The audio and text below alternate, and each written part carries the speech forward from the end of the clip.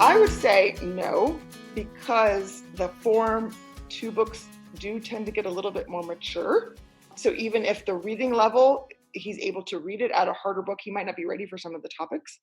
Also, I mean, that's a huge difference, right? Like 4th through 6th. So there's in Form 2, I include books.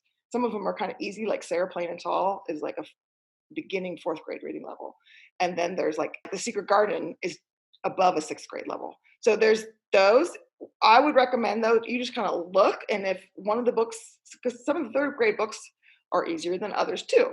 And if one of them looks really easy, then you can look at the Form 2 book list and kind of pick one of those. Scholastic Book Wizard. If you go and type a title of a book, it's not like the old books that some of us use for Shot Mason, but most of the books that have been written in the past, 50 years or so will be in there, and it'll tell you the reading level of it if you're not sure. But you can also get it out of the library and just kind of look through the book and see if it's at your child's reading level or not. So there is that flexibility, but I just would be careful, especially like in cycle 4. Some of the Form 2 books do have a little bit more mature content, talking about the Holocaust and things like that. But what I would expect, so if you have an advanced reader, and this would go for any form, and instead of jumping them up to those harder books, if they're reading a book that is easy for them, then I would expect their narrations to be excellent, very articulate, very well written.